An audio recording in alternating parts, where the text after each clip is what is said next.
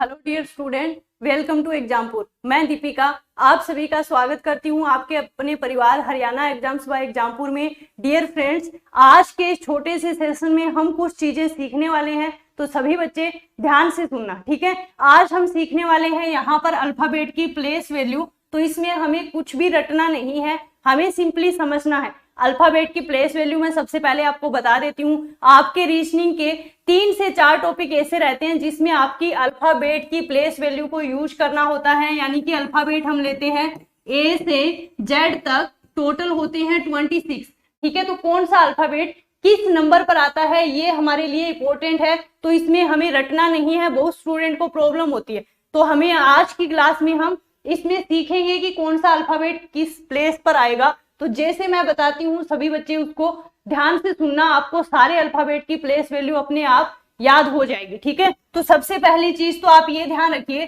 सबसे पहली important point है कि आप इजोटी को ध्यान रखिए। ओनली आपको 5 अल्फाबेट याद रखने हैं, EJOTY, ठीक है। ई आता है 5 नंबर, J 10 पर, O 15, T 20 और Y 25। इससे हम सिंपली निकाल सकते हैं। जैसे मैंने आपसे पूछा कि P किस प्लेस पर आएगा, तो अगर हमें इजोटी में याद है कि O आता है 15 पर, O के बाद आता है P, तो P की प्लेस वैल्यू क्या हो जाएगी 16। इसी प्रकार से जैसे मैंने पूछ लिया कि K की प्लेस वैल्यू क्या होगी, तो J आता है 10 पर, J के बाद क्या आता है K, अगर J 10 पर है तो K की प्लेस वैल्यू 11, ठीक है। ये तो है आपकी इजोटी। इसके अलावा मैं यहाँ पर कुछ अल्फाबेट आपको ऐसे बताने वाली हूँ जिसमें आपको कोई रट्टा नहीं मारना, कोई ट्रिक नहीं लगानी, सिंपली आपको देखने से समझ में आ जाएगा, देखने से पता चल जाएगा कि कौन सा अल्फाबेट किस नंबर पर आता है, ठीक है। सारे नहीं बताऊंगी लेकिन कुछ समझिए। शुरुआत करते हैं हम जी से, ठीक है। अच्छे से देखो, जी को हमने इस तरीके से लिखा, तो यहां पर हमने क्या बना दिया 7। इसका मतलब जी किस नंबर पर आता है 7 पर। इसके बाद आते हैं एच पर, एच को हमने ऐसे लिखा, अगर इस एच को मैं इस तरीके से बना दूं तो ये हमें किसके जैसा दिखाई देगा, ऊपर से हमने इसको क्लोज कर दिया तो ये हमें दिखाई दिया 8 के जैसा। तो इसका मतलब एच की प्लेस वैल्यू क्या होगी 8 होगी, ठीक है, ठीक है। इसके बाद आई की हम बात करते हैं, तो हम बचपन में आई लिखते थे, I beg to say that, application लिखते थे, उसमें आई इस तरीके से लिखा जाता है, ठीक है। तो आई देखने में हमें किसके जैसा दिखाई दे रहा है 9 के जैसा। आई की प्लेस वैल्यू क्या होगी 9, ठीक है। जे को कैसे याद रखोगे, जे को रिलेट कर दो आप जियो से, जियो बड़ा फेमस है, तो जे को आप जियो से रिलेट कर दो। अब देखो जे का बन गया जियो, और जे और यहां पर देखो आई और ओ का क्या बन रहा है, आई और ओ का बन रहा है 10, है ना। इसका मतलब जे की प्लेस वैल्यू क्या होगी 10 होगी। जे के बाद के हो जाएगा अपने आप। उसके बाद हम कर लेते हैं, या फिर के का ऐसे कर लो, वैसे तो क्रिकेट की स्पेलिंग सी से शुरू होती है, लेकिन हम के को रिलेट करते हैं क्रिकेट से, और क्रिकेट टीम में कितने खिलाड़ी होते हैं 11, तो के आ जाएगा 11 नंबर पर। एल की अगर हम बात करें तो एल को मान लो लंच, रिलेट कर लो लंच से, ठीक है। और लंच टाइम माना जाता है लगभग दोपहर में, दोपहर की शुरुआत होती है 12 बजे से, तो एल किस पे आएगा 12, ठीक है।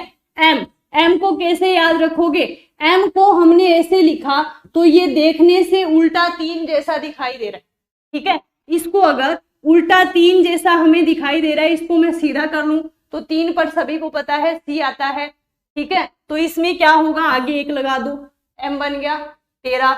इसका उल्टा हम डब्लू भी याद रख सकते हैं, डब्लू का है एम का उल्टा है। अब ये भी 3 जैसा बन रहा है, तो यहाँ पर 3, आगे 1 इसमें आ गया तो यहाँ पर आ जाएगा 2। डब्लू किस पे आएगा 23 पे, ठीक है। इसके बाद मैं आपको बताती हूँ पी का, पी का हमने ऐसे लिखा, ठीक है।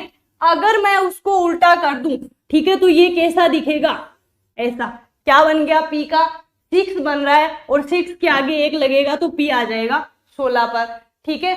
आर को कैसे याद रखोगे, वोट देने का अधिकार, राइट टू वोट कितने साल पर मिलता है 18 साल में, तो आर आता है 18, ठीक है। आगे क्या रह गया टी, टी को कैसे रिलेट करोगे, टी का बन जाएगा T20, सुना होगा मैच का, है ना।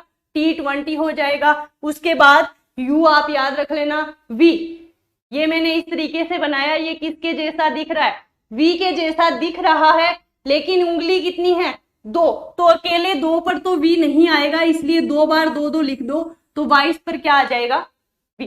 ठीक है, देखो लगभग मैंने आपको बता दिए कि किस तरीके से हम अल्फाबेट को सीधा याद रख सकते हैं। ठीक है, इसमें कुछ भी रटने की जरूरत नहीं है, बस आप इस वीडियो को ध्यान से देख लो, एक बार में आपको अल्फाबेट देखते ही याद आ जाएगा कि कौन सा अल्फाबेट किस नंबर पर है। ठीक है, तो साथियों ये छोटी सी ट्रिक आपको कैसी लगी, मैंने आपके लिए ही बनाई है स्पेशली, तो एक बार सभी बच्चे कमेंट करके जरूर बताइएगा, क्या आपको सभी को अल्फाबेट की प्लेस वैल्यू याद हो गई क्या। ठीक है, इसके अलावा सुन लीजिए, अभी आने वाली 17 अप्रैल को सुबह 11 बजे सभी बच्चे इस इवेंट से जुड़ना मत भूलिए, कलम से क्रांति।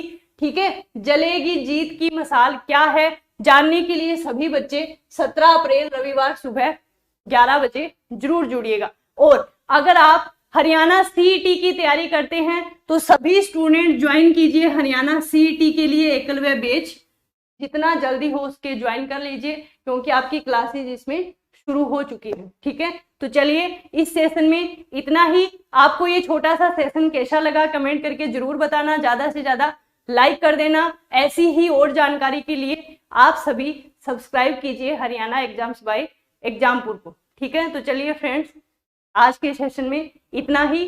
Thank you so much, bye bye.